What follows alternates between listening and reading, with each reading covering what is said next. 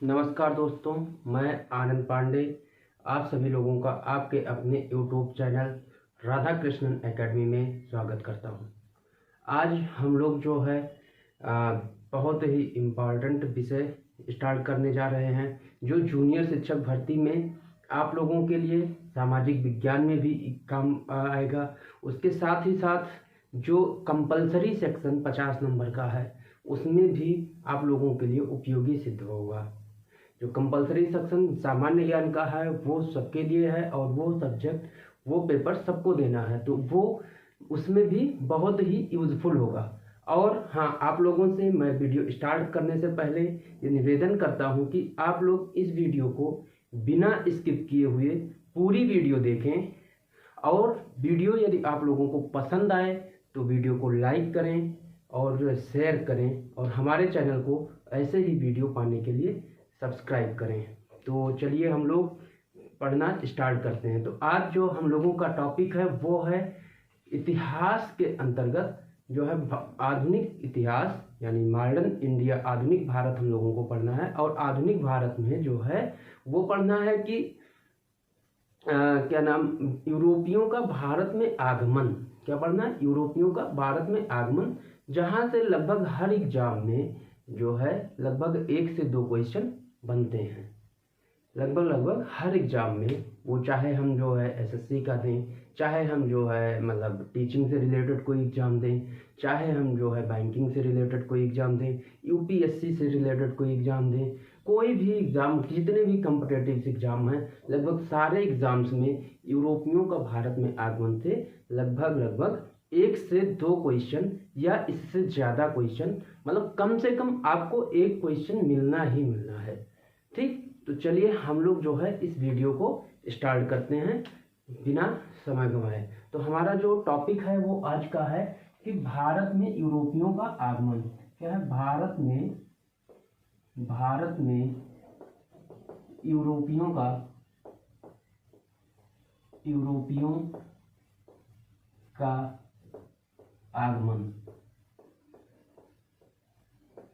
आगमन। ठीक, ये टॉपिक है हम लोगों का।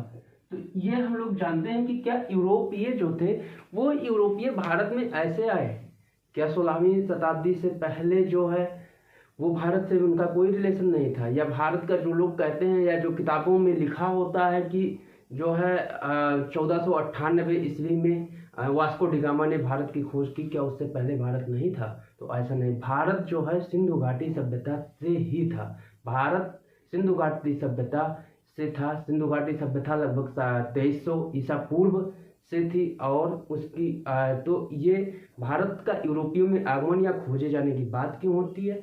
ये बात ये इसलिए होती है कि भारत और यूरोप का जो संबंध था, भारत और यूरोप के बीच जो व्यापार था वो पहले से ही चल रहा था, लगभग यूनानी सभ्यता से ही स्टार्ट चल रहा था। लेकिन बीच में हुआ क्या कि जो रोमन साम्राज्य था, बीच में रोमन साम्राज्य 2 भागों में बढ़ गया था 400 जो है 53 ईस्वी में, जिसमें से एक रोमन साम्राज्य विघटित हो गया था, विनष्ट हो गया था, और दूसरी रोमन साम्राज्य थी जिसकी राजधानी कुस्तुनतुनिया थी। क्या थी? दूसरे जो वो थी रोमन साम्राज्य, उसकी राजधानी जो है कुस्तुनतुनिया थी। क्या थी? कुस्तुनतुनिया थी। अब इस कुस्तुनतुनिया पर जो है, जहाँ से हो करके भारत और यूरोप के मध्य भारत और यूरोप के बीच रास्ता था, वो रास्ता यहाँ से हो करके गुजरता था। तो हुआ क्या, जो है 1453 ईस्वी के आसपास ऑटोमन तुर्कों ने जो है इस पर अधिकार जमा लिया। किस पर? कुस्तुनतुनिया पर।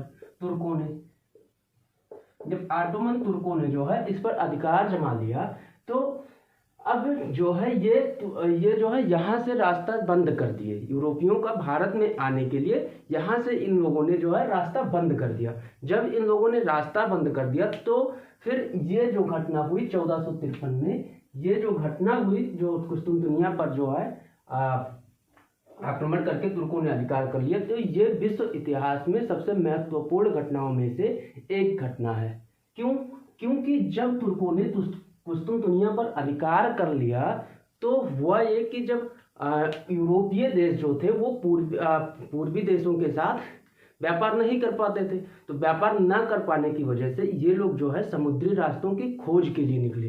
तो इससे क्या हुआ कि समुद्री रास्तों की खोज के लिए निकलने लगे और समुद्री रास्तों की खोज हुई। पहले जो घटना, पहला जो इसमें महत्वपूर्ण। और दूसरा ये हुआ कि पुनर्जागरण स्टार्ट हो गया।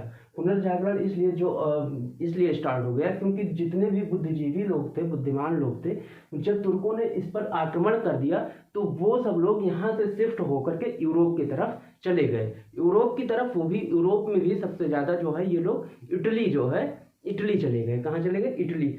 तो वहीं से फिर जो है पुनर्जागरण का शुरुआत हुआ। पुनर्जागरण, तो आप लोगों से अगर यदि क्वेश्चन पूछा जाता है कि पुनर्जागरण का शुरुआत कहाँ से हुआ, यानी पुनर्जागरण काल की शुरुआत जो है कहाँ से हुई, तो वो आपका अगर महाद्वीप के अकॉर्डिंग दिया हुआ है तो उसमें ऑप्शन में यूरोप आपका सही हो जाएगा। लेकिन अगर पर्टिकुलरली देश से पूछा जाए तो वो होगा इटली, आपका सही आंसर हो जाएगा।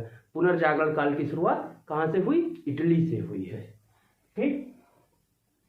तो अब जब समुद्री रास्तों की खोज जब शुरू हुई तो समुद्री रास्तों की खोज के लिए जो दूसरी कारण थी, समुद्री रास्तों की खोज के लिए हमको सबसे पहले किस चीज़ की ज़रूरत होती है? हमको सबसे पहले ज़रूरी होती है दिशा सूचक की। क्योंकि जब हम बीच समुद्र में पहुंच जाएंगे तो वहाँ पे हमको रास्ते का पता कैसे चलेगा? तो इसके लिए उस टाइम तक जो है हेनरी द नेविगेटर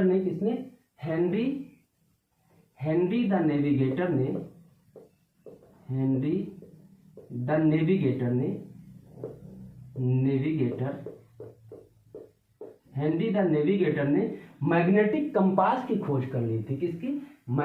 इन्होंने जो है मैग्नेटिक कंपास की खोज कर ली थी। मैग्नेटिक कंपास की, जब मैग्नेटिक कंपास की जो है इन्होंने खोज कर ली तो फिर दिशा सूचक के लिए ये यूज होने लगा वहां पे।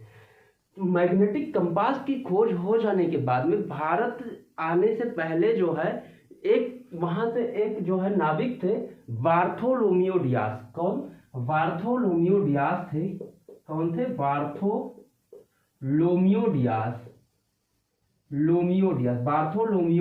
थे। बार्थोलोमियो डियास इन्होंने जो है दक्षिण अफ्रीका में एक द्वीप है जिसको कहते हैं उत्तमाता द्वीप या आशा द्वीप, और इसको इंग्लिश में जो है केप ऑफ गुड होप के नाम से ये जाना जाता है। इसकी खोज की, यहाँ तक के रास्ते की खोज की।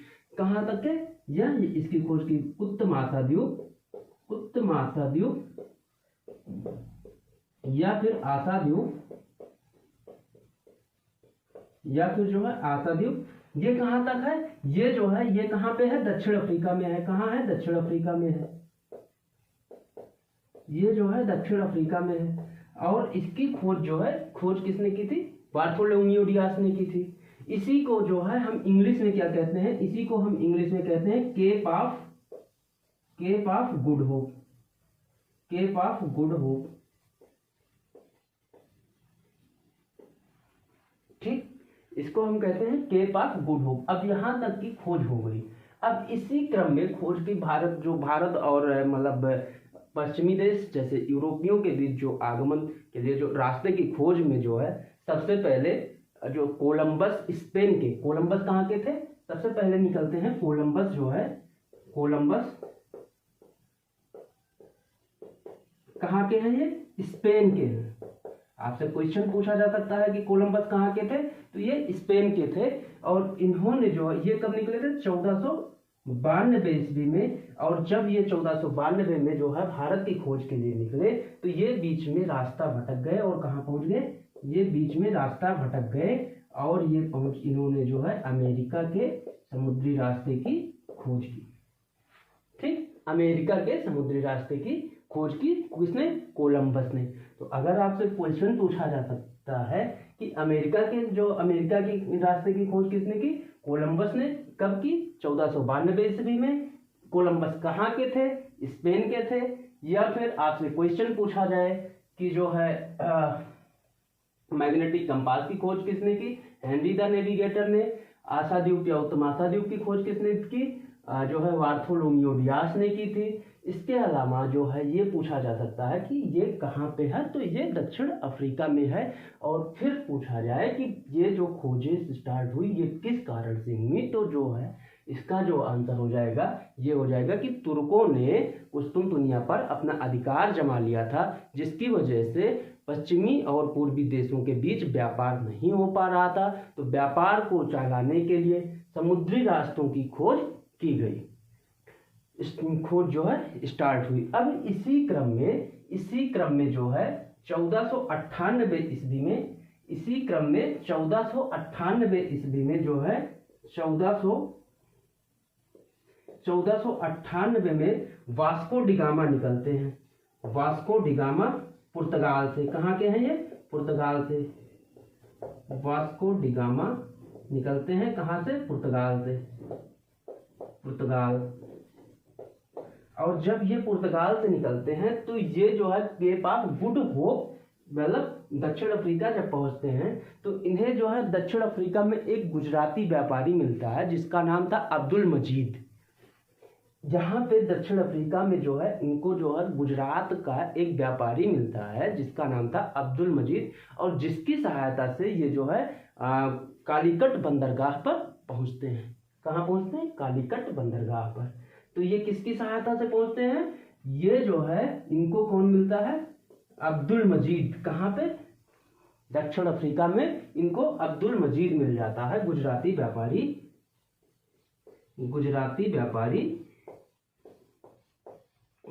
व्यापारी जो है अब्दुल मजीद मिलता है। उसका नाम क्या है, अब्दुल मजीद। और जब ये अब्दुल मजीद से मिलते हैं तो यहाँ से अब्दुल मजीद की सहायता से जो है ये जो है कहाँ पहुँचते हैं, ये कालीकट पहुँच जाते हैं। कहाँ पहुँचते हैं, कालीकट बंदरगाह पे। अब आपसे क्वेश्चन पूछा जा सकता है कि जो है ये कहाँ पहुँचे थे, तो कालीकट बंदरगाह। क्वेश्चन और भी पूछा जा सकता है कि ये किसकी सहायता से पहुँचे, तो गुजराती व्यापारी। अगर नाम पूछा गया तो आप लोगों का आंसर हो जाएगा अब्दुल मजीद की सहायता से जो है ये पहुँचे। कब, 1498 ईस्वी में। ये तो लगभग सभी किताबों में लिखा हुआ होता है। अब क्वेश्चन जो है आपसे ये पूछा जा सकता है कि कालीकट बंदरगाह पर इनका स्वागत किसने किया। कालीकट बंदरगाह पर जब ये पहुंचे, कौन, वास्को डिगामा। जब वास्को डिगामा कालीकट बंदरगाह पर पहुंचे तो इनका स्वागत किसने किया, तो इनका जो स्वागत किया था वो थे, इनका स्वागत करने वाले थे जो है वो थे जयमुरीन नामक जो है एक ब्राह्मण शासक थे या हिंदू शासक थे, आप जो कुछ भी हैं। जयमुरीन नामक एक ब्राह्मण शासक या हिंदू शासक ने जो है इनका स्वागत किया। किसका, वास्को डिगामा का स्वागत किया कालीकट बंदरगाह पे। ठीक, तो चलिए हम लोग जो है इससे आगे बढ़ते हैं। अब क्या होगा, तो अब हम लोग जो है देखते हैं कि क्या नाम है, पुर्तगाली जो सेना, पुर्तगाल के लोग जो हैं वो किस तरह से आए और उन्होंने क्या क्या किया। तो इसको तब तक हम लोग जो है रफ कर लेते हैं। तो वो आए और कैसे फिर उन्होंने अपना काम शुरू किया या क्या कैसे किया, इसको हम लोग देखते हैं। तो वास्को डिगामा जब आया था, वास्को डिगामा पहली बार आया तो वो जो है यहाँ से कुछ मसालों को ले करके वापस चला गया, जिससे इसको लगभग 60 गुना का नफा हुआ। तो देखते हैं पुर्तगाली जो आए थे, पुर्तगाली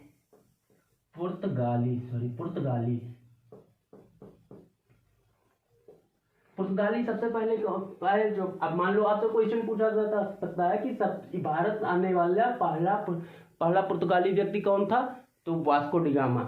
ठीक, कहाँ से थे, तो आपका आंसर हो जाएगा कहाँ से थे, पुर्तगाल से थे। ठीक, तो पहला देश कौन सा होगा, वो हो जाएगा आपका पुर्तगाल। तो पुर्तगाली सबसे पहले आए थे। अब देखिए कौन आया सबसे पहले, पुर्तगाली कब आए, 1498 में। कब, 1498 में कौन आया था, Vasco da Gama.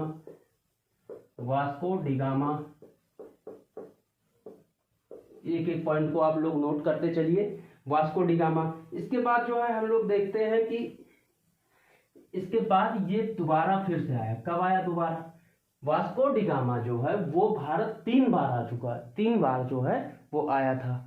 Vasco D gamma Bharat कितनी बार आया? 3 बार आया है। दूसरी बार कब आया? 1502 ईस्वी में। दूसरी बार जब वो आया तो कब आया? 1502 ईस्वी में आया था।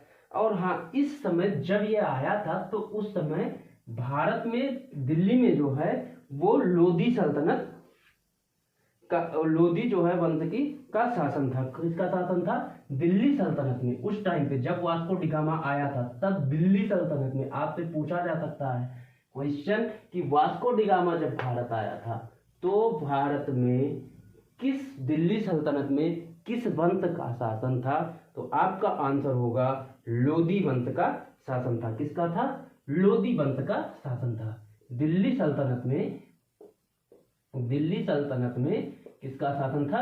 लोधी वंश का। आपसे लिंकिंग स्टडी जो है वो भी पूछी जा सकती है कि जो है लिंक करते हुए, इसलिए आप लोगों को एक दूसरे से लिंक करते हुए, जोड़ते हुए, एक से दूसरे स्टेटमेंट को जोड़ते हुए चलते रहना है।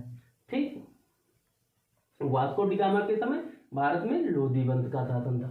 अच्छा ठीक, तो जब वास्को डी गामा दूसरी बार आया था भारत, दूसरी बार 1502 ईस्वी में आया। और तीसरी बार जो है वास्को डी गामा तीसरी बार जब आया 1524 ईस्वी में, तो ये है क्या, भारत का जो है गवर्नर जनरल बनकर आया था। ये पुर्तगाली गवर्नर जनरल तब बन के आया था, ऐसे एक व्यापारी की तरफ से आता था।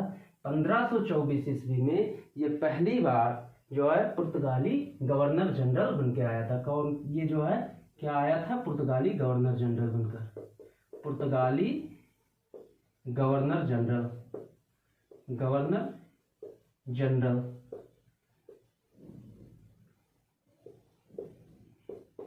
ठीक, इसके बाद जो है वास्को डी गामा, अब पहला ऐसा कौन यूरोपीय था जिसकी मृत्यु जो है इंडिया में हुई थी?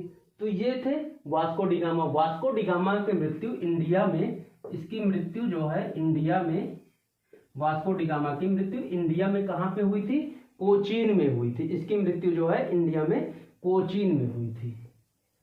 कोचीन में हुई थी। अब आप लोगों से ये भी क्वेश्चन पूछा जा सकता है कि जो है कौन सा पुर्तगाली था जिसकी मृत्यु या जिसकी डेथ है इंडिया में हुई थी? तो वो वास्को डी गामा। या फिर पूछा जा सकता है कि वास्को डी गामा भारत में कहाँ मरा था? तो उसका आंसर हो जाएगा कोचीन। फिर इससे पहले जो है डी अल्मीडा, एक और पुर्तगाली जो है था, उसका नाम था डी अल्मीडा। क्या नाम था? De Almeida. था। डी अल्मीडा ने ही नीले पानी की नीति, क्योंकि जब हम लोग जो के पानी नीले से ही वो व्यक्त किया जाता, तो होता क्या है, पानी नीले पानी की नीति लेकर के आया था, जिसमें जहाजों के भीड़ों को पानी में एक साथ वो इकट्ठा कर देते थे, जिससे पुर्तगाली से जो है काफी एक्टिव थे। और नीले पानी की नीति ये लेकर के आया था। कौन? डी अल्मीडा जो है, इसने जो है भारत में नीले पानी की नीति की शुरुआत की थी। नीले पानी की नीति इसके अलावा जो है, इसके अलावा ये जो है नीले पानी की नीति के अलावा भारत में आने वाला पहला वायसराय था। कौन? भारत में आने वाला पहला वायसराय था डी अल्मीडा। भारत में आने वाला पहला वायसराय था। क्या था? पहला वायसराय।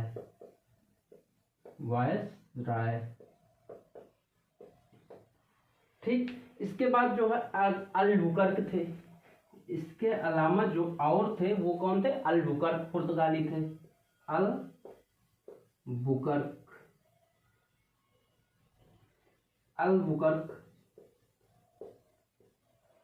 अल्बुकर्क जो थे, अल्बुकर्क जो है ये पहले पुर्तगाली गवर्नर जनरल थे। ये जो है ये क्या थे, पहले पुर्तगाली गवर्नर जनरल थे। पहले पुर्तगाली गवर्नर जनरल थे। गवर्नर जनरल ये पहले पुर्तगाली गवर्नर जनरल थे। इसके साथ ही साथ इनको जो है पुर्तगाली सत्ता का वास्तविक संस्थापक भी कहा जाता है। किसको? अल्बुकर्क को ही पुर्तगाली सत्ता का वास्तविक संस्थापक भी कहा जाता है। तो ये भी आप लोग नोट कर लीजिएगा। भारत में जो है अल्बुकर्क को पुर्तगाली सत्ता का वास्तविक संस्थापक, तो ये भी लिख लीजिएगा। पुर्तगाली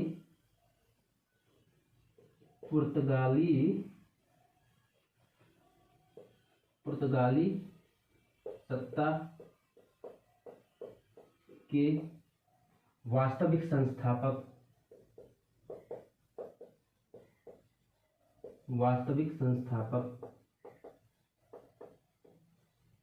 थे।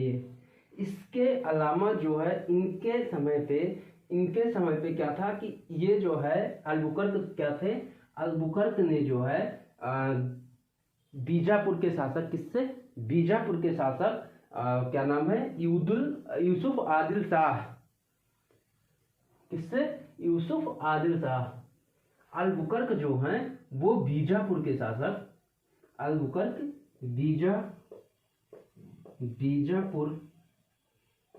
बीजापुर के शासक आदिल शाह से, बीजापुर के शासक यूसुफ आदिल शाह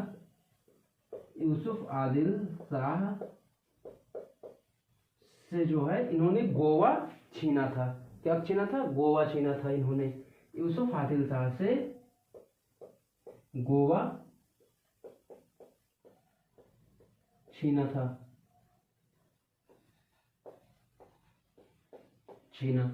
अल्बुकर्क ने।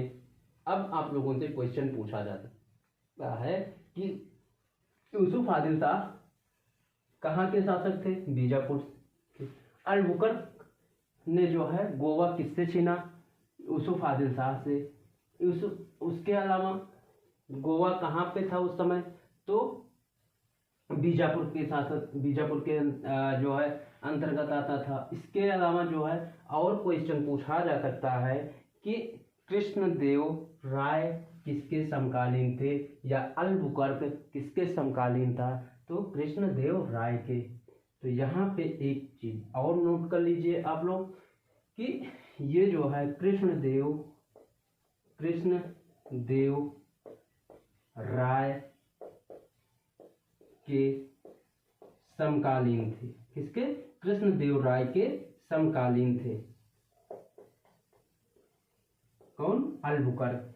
ठीक, तो एक ही क्वेश्चन से, एक ही पॉइंट से इतनी क्वेश्चन निकल सकते हैं। इतने तरह से आप लोगों के क्वेश्चंस पूछे जा सकते हैं कि पुर्तगाली सत्ता का वास्तविक संस्थापक कौन था? अल्बुकर्क। अल्बुकर्क ने जो है गोवा किससे छीना? यूसुफ आदिल शाह। अल्बुकर्क किसके समकालीन था? कृष्णदेव राय। नीले पानी की नीति कौन लाया? De Almeida. भारत में पहला आने वाला जो है वायसराय कौन था? De Almeida. पहला पुर्तगाली जिसकी भारत में मृत्यु हुई? Vasco D gamma. Vasco D gamma की मृत्यु कहाँ हुई? कोचीन। जब वास्को डी गामा भारत में आया था तो दिल्ली सल्तनत में किस वंश का शासन था?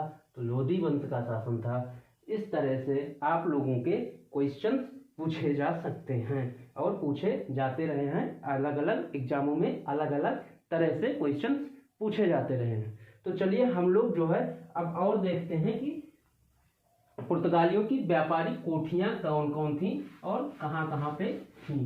ठीक, तो इनकी जो सबसे पहली व्यापारिक कोठी थी वो थी कोचीन में, दूसरी कालीकट में।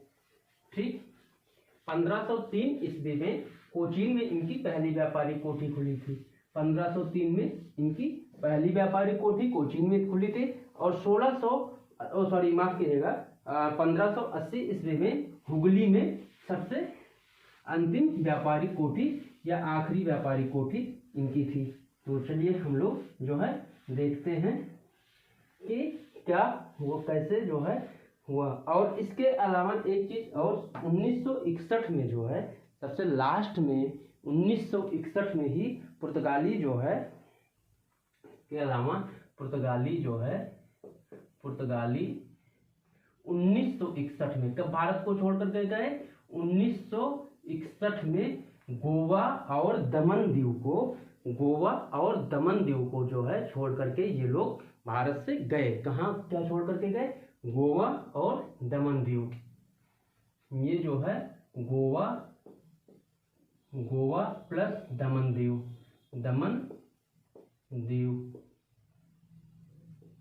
गोवा और दमन दीव को 1961 में छोड़ करके गए। और हाँ, सबसे आखिरी यूरोपीय थे, मतलब सबसे पहले आने वाले यूरोपीय कौन थे, पुर्तगाली। सबसे अंतिम में जाने वाले यूरोपीय कौन थे, पुर्तगाली। ये जो है सबसे अंतिम में जाने वाले यूरोपीय थे।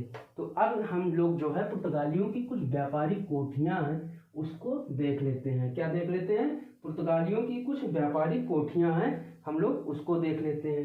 तो इनकी जो पहली व्यापारिक कोठी थी वो 1503 ईस्वी में कहाँ पे खुली थी, ये हमने आपको बताया। कहाँ पे खुली थी, कोचीन में खुली थी, कोचीन में। आप लोगों से सभी का जो है वो डेट नहीं पूछेगा, इसमें क्रम पूछ सकता है वो, अगर बड़े एग्जाम में देंगे। दूसरी चीज आपसे ये पूछ सकता है कि इनकी व्यापारिक कोठी कहाँ थी या कहाँ नहीं थी। आप लोगों से सारी चीजों के क्रम नहीं पूछेगा। और आखिरी व्यापारिक कोठी वो लिख लेते हैं जो अंतिम व्यापारिक कोठी थी, या जो ये जो है 1580 ईस्वी में, 1580 ईस्वी में हुगली में खुली थी। तो इनकी अलग दूसरी व्यापारिक कोठी कहाँ खुली थी, इनकी दूसरी व्यापारिक कोठी कहाँ थी, कालीकट। कहाँ थी, सॉरी, कालीकट। इनकी दूसरी व्यापारिक कोठी थी कालीकट। इसके अलावा तीसरी इनकी व्यापारिक कोठी कहाँ पे थी, तीसरी व्यापारिक कोठी गोवा।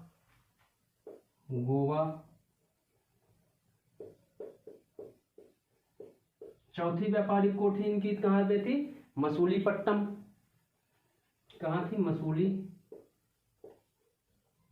मसूलीपट्टनम।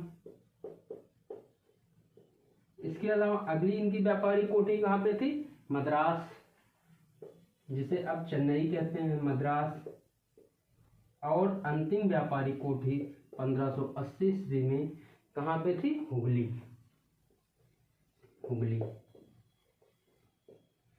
इतनी व्यापारिक कोठियां किसकी थी, ये व्यापारिक कोठियां जो है आप लोगों के पुर्तगाली की थी। ये व्यापारिक कोठी किसकी थी, ये पुर्तगाली की थी। ठीक, अब आप लोगों से इसमें से क्वेश्चन पूछा जा सकता है, जो है ऑप्शन में दे दिया गया कि इनको क्रम से सजाइए। ऑप्शन में मान लीजिए आप लोगों से क्वेश्चन दिया गया कि पुर्तगालियों की व्यापारिक कोठी थी, पुर्तगालियों की व्यापारिक कोठी को जो है क्रम से सजाइए। ए में कुछ दे दिया गया, बी सी डी 3 दे दिया गया। तो अब उसको आप लोगों को जैसे मान लेते हैं, क्वेश्चन दे दिया गया, ये पहला दे दिया गया जो है मान लेते हैं गोवा। उसके बाद दे दिया गया दूसरे में जो है क्या नाम है, दूसरे में दे दिया गया मद्रास, दूसरे में मद्रास दे दिया गया। तीसरे में जो है आपका दे दिया गया कोचीन। और चौथे में जो है आपका क्या दे दिया गया, मान लेते हैं मसूलीपट्टनम मान लो 4 ही देता है वो। तो आपको अगर याद है ये क्रम तो आप लोग क्रम से सजा ले जाएंगे। जैसे पहले क्या है तो कोचीन, यानी पहले थर्ड वाला हो जाएगा। उसके बाद में क्या है, कोचीन के बाद में इसमें से जो है कोचीन पहले है। उसके बाद में क्या है, गोवा। तो यहाँ पे पहले दूसरा जो है गोवा यानी फर्स्ट वाला ऑप्शन हो जाएगा। उसके बाद में क्या है, उसके बाद में जो है क्या है, मसूलीपट्टनम यानी थर्ड वाला। मसूलीपट्टनम यानी कि जो है आपका फोर्थ वाला। और फिर लास्ट में मद्रास यानी कि सेकंड ऑप्शन, यानी ये जो जिस ऑप्शन में दिया होगा इस तरह से वो आपका आंसर हो जाएगा। तो अब आज के क्लास में बस इतना ही। कल हम लोग देखेंगे कि जो है यूरोपियों का भारत के आगमन में, इसके बाद हम देखते हैं कि कल जो है कौन से देश वाले इस पुर्तगाल के बाद कौन आए उसको देखेंगे। इसके साथ ही साथ हम लोग उनके बारे में पढ़ेंगे कि उन्होंने क्या किया, कैसे किया, अपने साम्राज्य के बाद कैसे जो है बढ़ाया भारत में, कैसे कैसे आए और क्या क्या किया। ठीक, तो अब आज के क्लास में बस इतना ही। और यदि आप सभी लोगों को मेरा वीडियो पसंद आया हो तो आप सभी लोग हमारे वीडियो को ज़्यादा से ज़्यादा लोगों तक पहुंचाएं, ताकि ज़्यादा से ज़्यादा लोगों तक को इसका लाभ हो सके। और वीडियो आप लोगों को कैसा लगा ये जो है आप लोग कमेंट बॉक्स में कमेंट करके हमको ज़रूर बताएं। तब तक के लिए आप सभी लोगों का बहुत बहुत धन्यवाद।